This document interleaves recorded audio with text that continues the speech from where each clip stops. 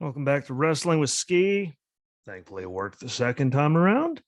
And there's a lot to cover from Friday night. 3 hours of wrestling. No, at least TV. I wasn't thoroughly disappointed, but there was a lot of what the hell is the point of even doing that moments. But yeah, again, that's gonna happen every time. I don't know. There's some gold in there too. So get into it. We're going to start out with Rampage because thanks to the alphabet, that's the one that's always on the DVR first. So that's the one I watch first. And I mean, I'd say for the most part, it was a good night. I mean, I don't get the main event. I don't understand the whole point of that, but I thought it was a good night. Started out with AEW tag champs, the Lucha Bros, successfully defending championship against the AAA tag team champs. FTR were totally Blanchard. And like I always say, it's not, FTR's wrestling ability that hurts my brain at all.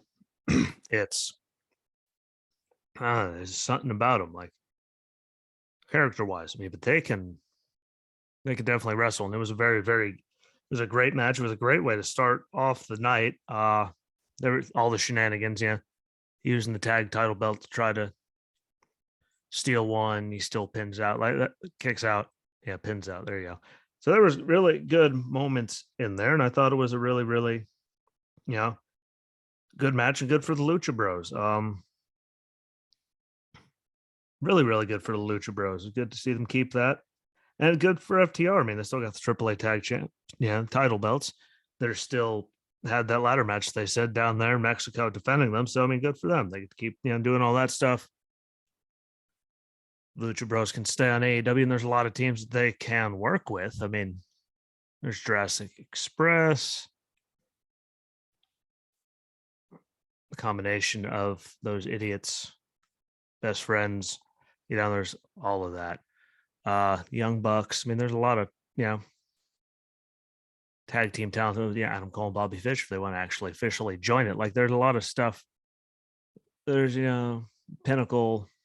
Those very, very bad rappers on the other end of it. Like, there's some teams, so that's all they're going to get credit for. It's really, really bad rappers, except for that first one. So there's some good stuff, and I think it'll be really, really good. And I think, I really do like them as champs. So see that keep going. Penelope Ford, the Bunny, and Nyla Rose with that damn Vicky Guerrero defeating Ruby Soho, Anna Jay, and Ty Conti, who good to see her back. Yeah. I don't think she's been on TV since, except for a little vignette since the title match against, Dr. Britt Baker. So that was, it's good to see her back, and she didn't look, bad at all. Penelope ditching the old black top and pants with the new look. So good for him. Doing something different. But the brass tacks of it all, regardless of the match, Vicky gives the Bunny brass knucks. Hits Anna Jay with them. Nyla picks up the pin on Anna Jay. And again, good to see, Ty again and see her and Anna Jay together and all that. Regardless if it was just thrown together, which they really do seem to do a lot. We all notice it. You don't have any friends, and suddenly, boom, there they are.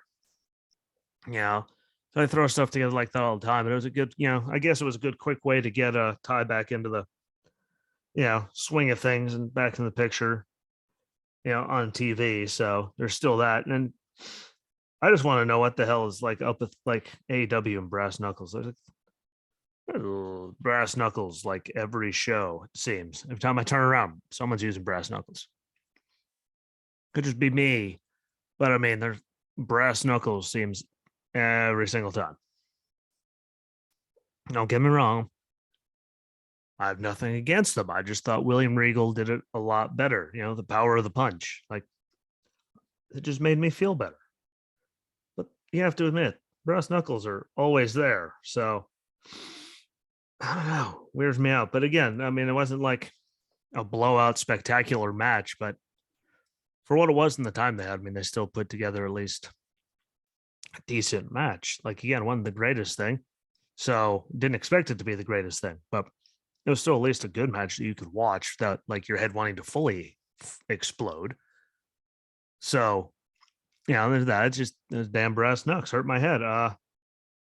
Finally trying to interview, Sting with Darby Allin about him, Sting's first title match. He hasn't been back to Greensboro since then because they're making their, debut at the Greensboro Coliseum, which, is a show come hell or high water.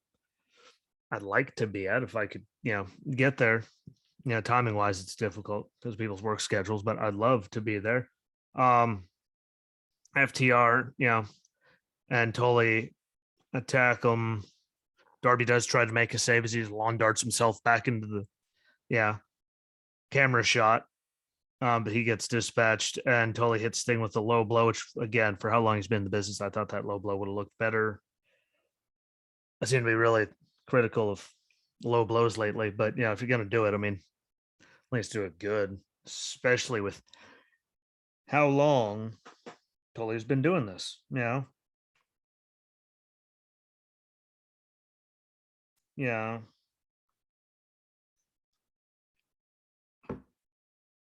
it could have been the best thing. I can't believe them. Literally, though, I do seem to be talking about them a lot and how disappointed I am. But we'll see where they go with that. Sting and Darby, because they are an undefeated tag team as well. And so you didn't even mention them earlier.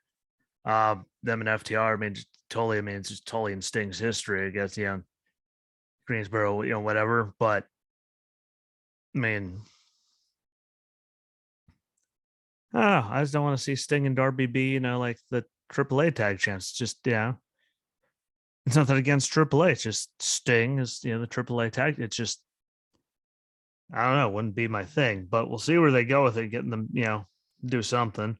Hook defeats, Fuego del Sol, Taz's son. I still say he doesn't, I look at him like I was trying to find the resemblance. Again, I could have just been missing it because the ridiculous hair on his head, but remember Team Taz, and he looked really, really, really like he did look good. Like it was a hell of a debut. If you're going to make a debut, I mean, that's kind of how you want it to go. Fuego, also played his part in that very well to make him look as good as he did. I will say people on the internet need to calm down saying that, need to get a title shot, all right, because he's like undefeated because, he's been there for like 3 seconds. Stupid people could calm down about that. Probably help my brain a little bit. No, but suffering. I had migraine now, and I haven't felt the greatest for like 2 days now. So it's probably not helping. But there's a lot of people telling me how he should be, get title shots and all that already. It's like, how about we just let him, get built nice and slow and proper instead of just throwing him into the thing just for sakes, just to do it. I think that's dumb. But he wins with the Taja Hajume. Yes, I probably I can't spell it, but Taz Mission if you're a WWE, the Machines fan from back and doing his thing. I can't spell it, but he did look good. I mean, you can comment on here and tell me otherwise, but I thought he looked good. Again, Fuego is really, good to be out there because he could do all kinds of stuff. He's very talented in his own right. So it was a good matchup to have him in his first one. Wait to see what they're going to do with it, but please, people on the internet, he doesn't need to be champion, any sort of champion already. So please, for the love of God, pretty please calm down with that nonsense because it really is stupid. And then Adam Cole with, Brandon Cutler, the Young Bucks, Bobby Fish. They're all there. Defeated Wheeler Yuta with best friend, Orange Cassidy, Trent Beretta, Chuck Taylor. And for some reason the guy's name is, the other one. His name is just poof out of my head right now. But that was really the low point of it all. When the biggest thing I'm wondering is where the hell it's kind of like with Seth and Becky with a lot of the stuff. Like, where the hell do they find this stuff? Like, where do the Bucks find all these outfits? I mean, I know I don't go like the most snazzy dresser here. I'm sleeveless, basketball shorts on, Darlington hat. I'm a simple guy. Where the hell do they keep finding all this? Like, it's bad though, and that's the biggest takeaway because I don't see what the hell the point in that match was at all, except just to get Orange Cassidy's, rear end kicked all over God's creation. Like, that was a giant waste of space. Like, that was a waste of time. Like, Wheeler Yuta just got mauled in there. It was really, really quick. I don't see the point in it.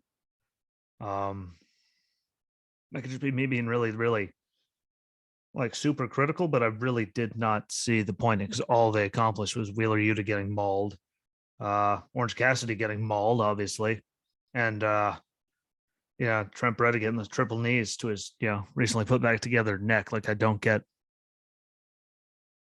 the point in any of it. I mean, they could have done that without wasting all the time to have a match because like it literally just it was the same thing over and over again. So if they just attacked more people and Trent got taken out, like I just don't see the point. It's just one of those that seem to just put it in there just to put it in there, try to get people to watch with, the name of Adam Cole being there. Like, I don't know what the purpose of it was, but I didn't like it. I mean, it got what they wanted to accomplish, I guess. Accomplished, but I didn't like it. And that was the low point for me of a night. I mean, it wasn't like the greatest night ever, but it was still like for a Rampage, it was going really solid. And I'm sure there's people that are going to tell me what they get the point, but it was great. Again, feel free if you're listening, comment, tell me what you think. All the socials, find me on YouTube, comment on there, Facebook, whatever. I don't see the point of that. So see if they, where they build with it. I just, it just wasn't the best way to end a night, in my opinion. It started with a good tag match. The women's match didn't completely suck. And then that, like, I don't know. It ended with just a dud to me because there was no point to the match or any of that. But again, that was a low point. So, I mean, that's saying something, but those damn brass knuckles and that was useless. So then brings us on to, Friday Night Smackdown, which there's a lot of uselessness, and a lot of random stuff. They seem to throw it in there. It's like Roman isn't here, throw out random stuff. Like, I don't get it. But Sammy getting, started, come out, getting rolled to the ring in a wheelchair by those two jacked male nurses. So I'd like to know what they do for the company. Are they trainees? Like, where the hell are they? Two local guys? Like, what? Because they have to be something for the size of them. And he does his normal Sami Zayn ranting about he's going to sue everyone from Adam Pearce to Sonya Deville, the referee, Paul Heyman, Roman, Brock, all of them. Where Paul comes into interrupts him and stands in front of him in the camera and won't get out of his camera spot. And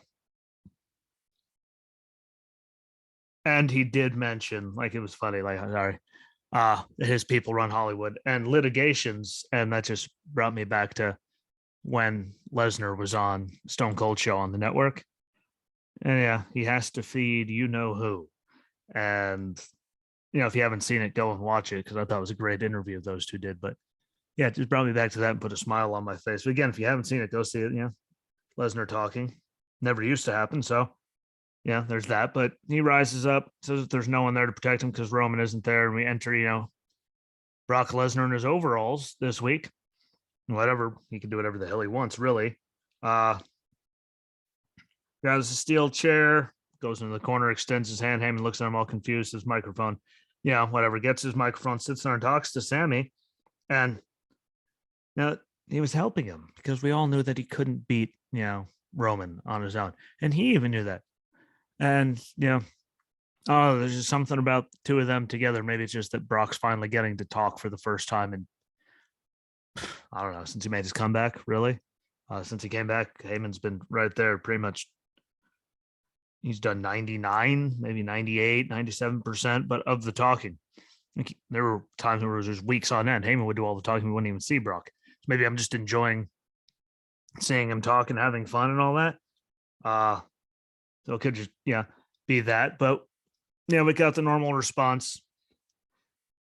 Heyman asks him what happened to him. He snaps, takes out everybody. Sammy gets F5'd again. Heyman with that creepy look looking at him. I mean, it's happened before. It happens all the time.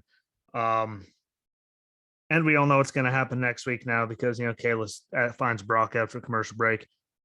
And I don't remember what she said, but normal response of is to ask his advocate, Paul Heyman. So we all know next week we're going to have, the same old, that's what they're going to do on SmackDown, which is sad that that's the only angle they're going to be able to keep doing between them.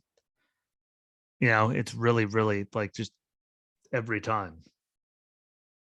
Like this whole time now. Like, can we please get something besides like because of everything that Heyman said there? And I was going to who's your loyalty with nonsense like they've been doing. They did it the whole first time. Like I was just hoping that in this amount of time they'd come up with something better. I mean, I didn't have a lot of hopes, but it was SmackDown, so I was hoping there was a little bit better. Maybe they'll prove me wrong, but all of you people know it's probably just going to hurt our damn heads. It's going to be the same thing over and over again. But we'll see. Please God, let them prove me wrong. Like, believe it or not, I really do like when they prove me wrong. Puts a big old smile on this face. I'm sure people don't think this face can smile, but this face can smile. And I'd love them to prove me wrong. It's got one of those feelings, and we all do. It's probably going to happen the same way again. Boogs and Nakamura defeat Los Lotharios in like 12 seconds, so I really don't get like Nakamura's entrance seemed longer than the whole entire match. And after the push they were giving him just to have him lose that quick, I mean, I don't know, like future endeavored sooner or later. I don't know what the hell was the point. Put them together, have them get all that, and that was just, I don't know. It was fast and it was pointless. I didn't get it. It is what it is, though.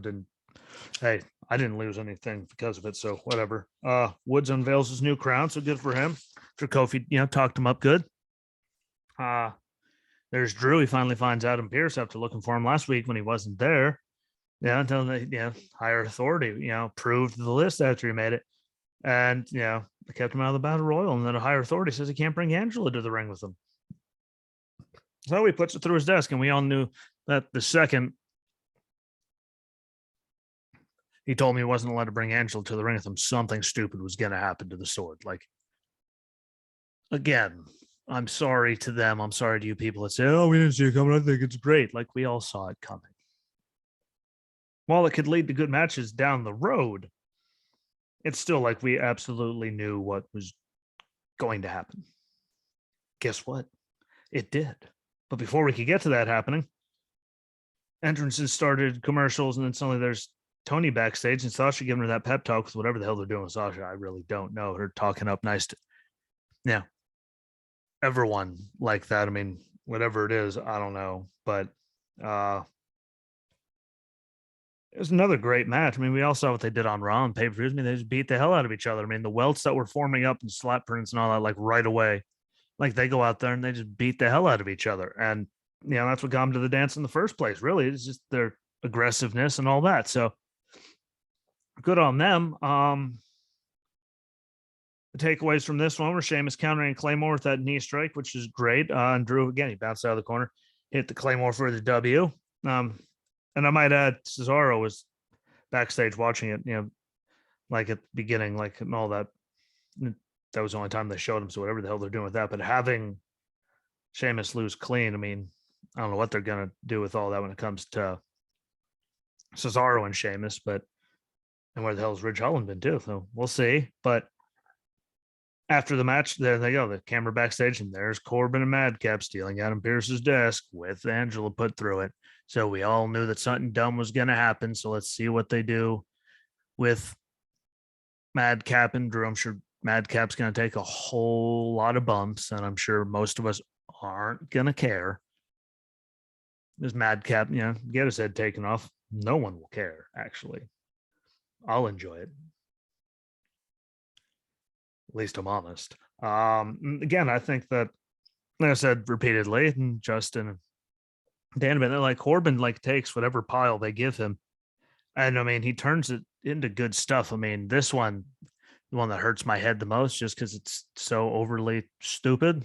Like between the jokes and all of it, like it really. I'm sorry, I can't find a better. It's stupid. So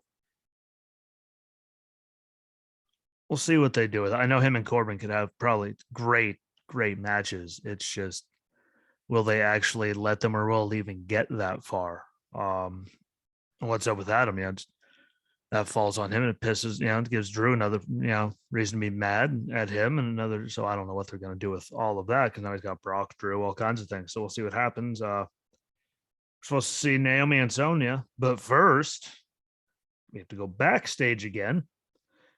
Kayla cuts off Paul as he's walking out. Asks her to stop doing that, which he always does. As he's he's the advocate.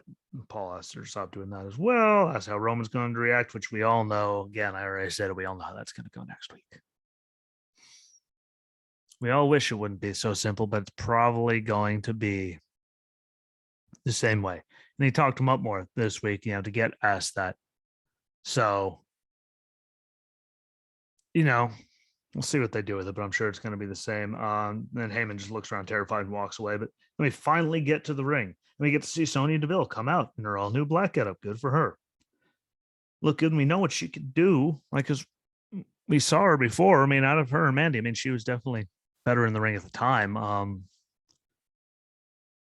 So we'll see how it all works out. But, shockingly enough, announces, Natty as a special guest ring announcer, Shane is a special timekeeper. And by the way, damn shame for Natty that this is really what it's come down to. But after she takes out, after Naomi hits, runs out the ring, takes out Shayna and Natty, gets back in there. Here comes Zaya to make, her debut.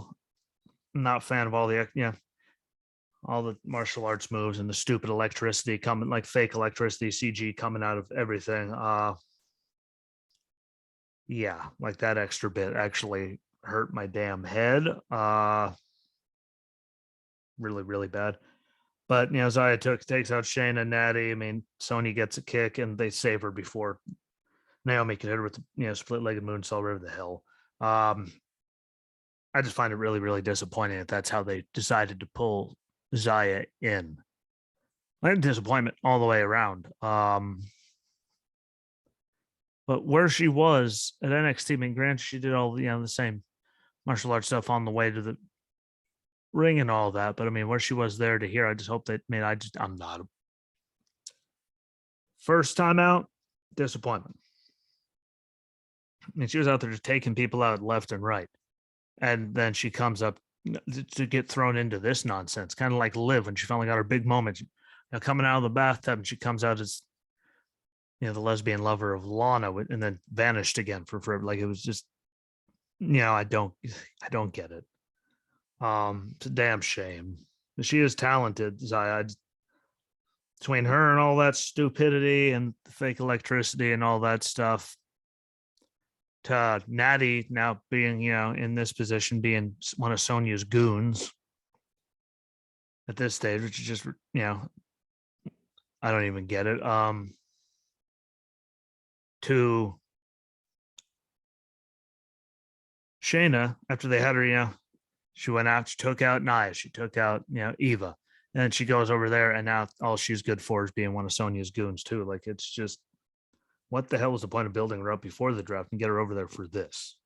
But had Natty still around. I mean, she's great for the other girls to work with, but I mean, she's just doing this mostly.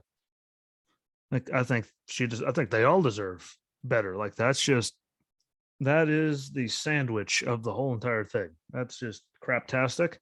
Like, that's a garbage pile, the dumpster fire. I don't like it. Again, comment and tell me otherwise. I think like it's just for all the build up and what she was in NXT. That's her debut.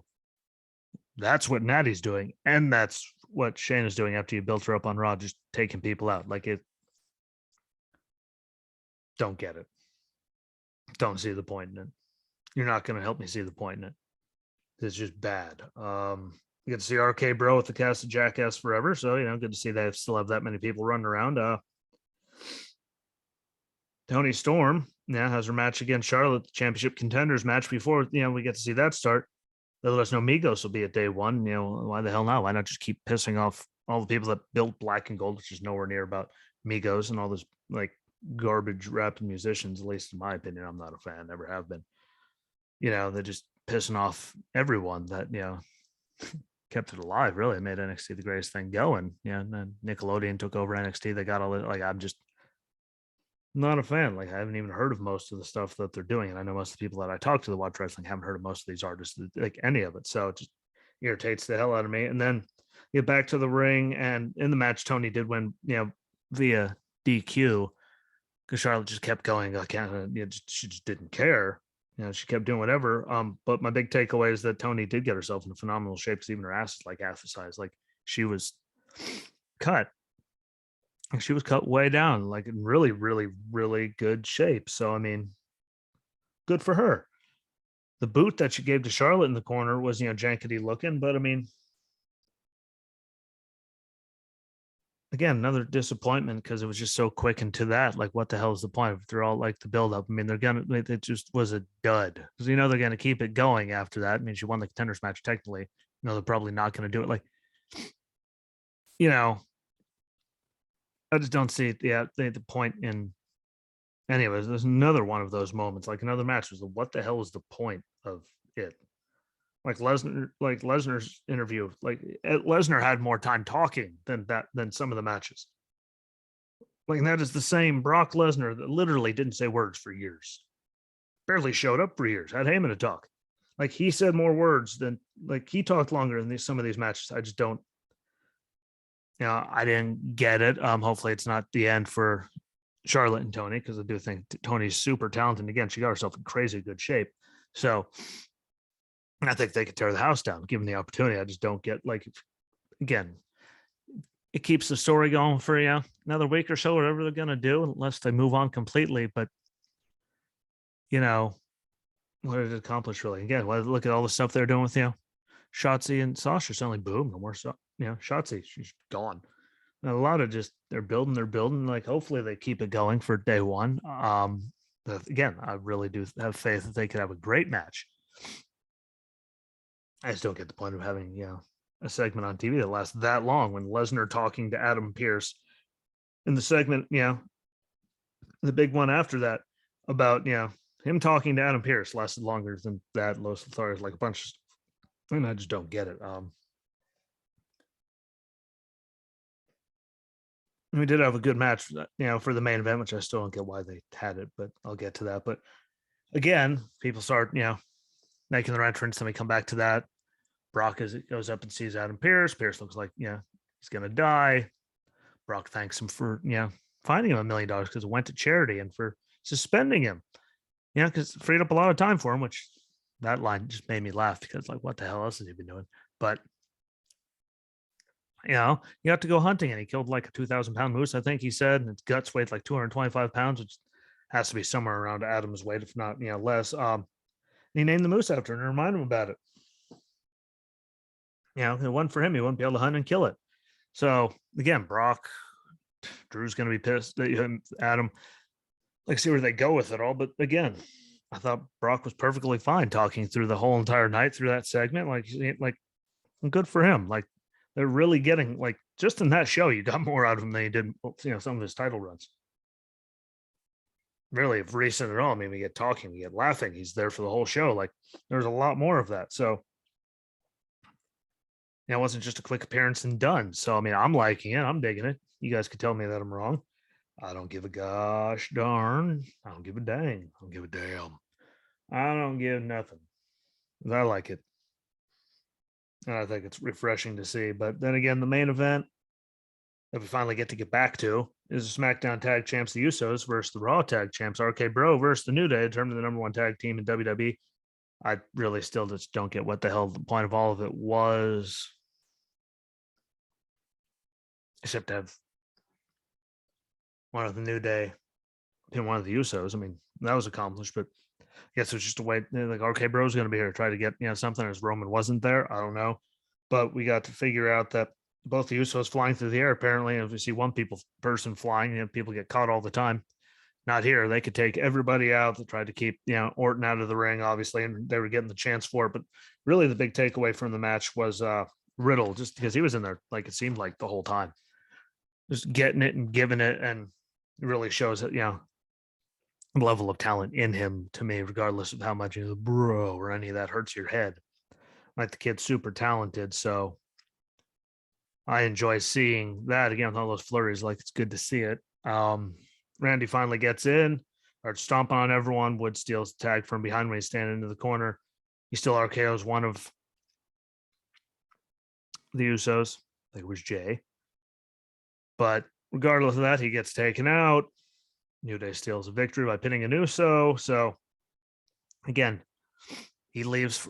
He, being Roman, leaves for a week and comes back, and Uso gets pinned, and they're supposed to win. And Heyman and the Brock stuff, like literally all those things happened the last time he wasn't there.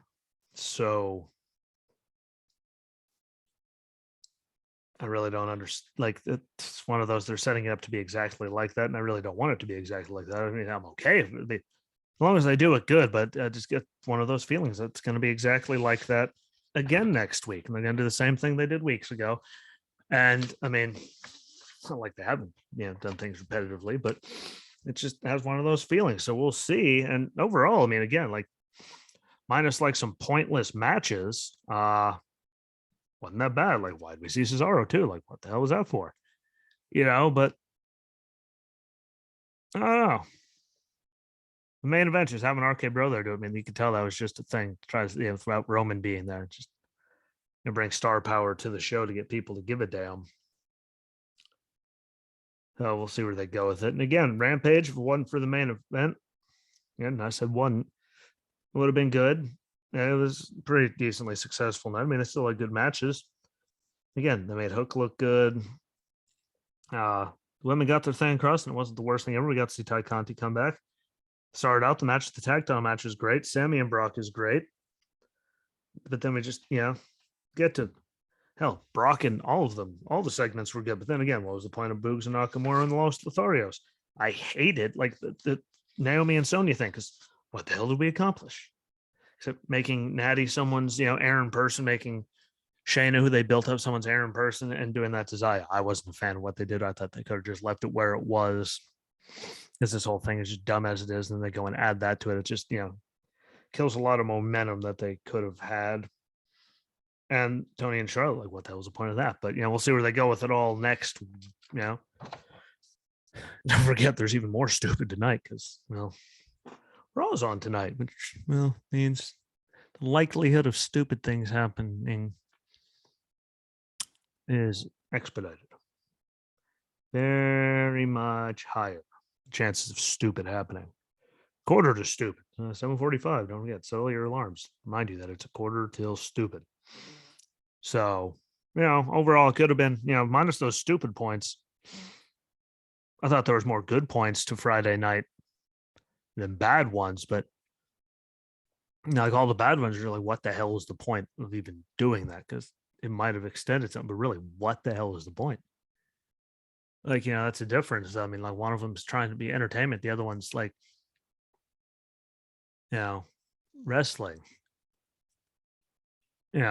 Professional wrestling, one of them's entertainment. I don't know. But overall, again, minus those few moments, I'd still say it was a good Friday night for wrestling. Comment and tell me, I'm an idiot. Tell me what you think about my moments. I don't know. Do whatever the hell you want. It's a free country, kind of. So let me know.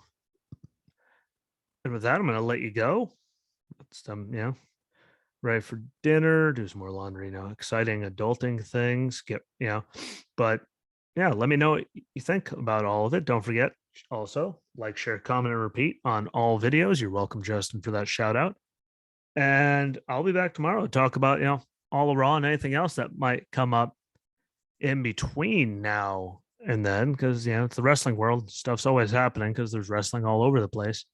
But please follow along on all the socials, Facebook, YouTube, Rumble for the videos, Spotify, Anchor, Breaker, Apple and Google Podcasts, Sketcher, Radio Public Podcasts for audio purposes. Please follow along, listen on there. I can keep track of the listens on there better. If you don't want to see this face and everything behind me, please feel free to listen. You just have to hear, an intro and a little ad that I do for our friends at Anchor. So please follow along, and please share out all videos and audio that you can. If you see the post, share it out, gets more eyes on it, tell people about it. Free advertisement is the best and helps get more ears on there, eyes and ears. And again, if you ever want to be on, please feel free to message, me, and we could all figure out how to get you on here. And, whoever you want, we could try to figure out something. So enjoy the rest of your night. Enjoy Raw. Try to. Don't forget to like, share, comment, repeat on all videos and audio everywhere. And I'll be back tomorrow. So enjoy the rest of your night and peace.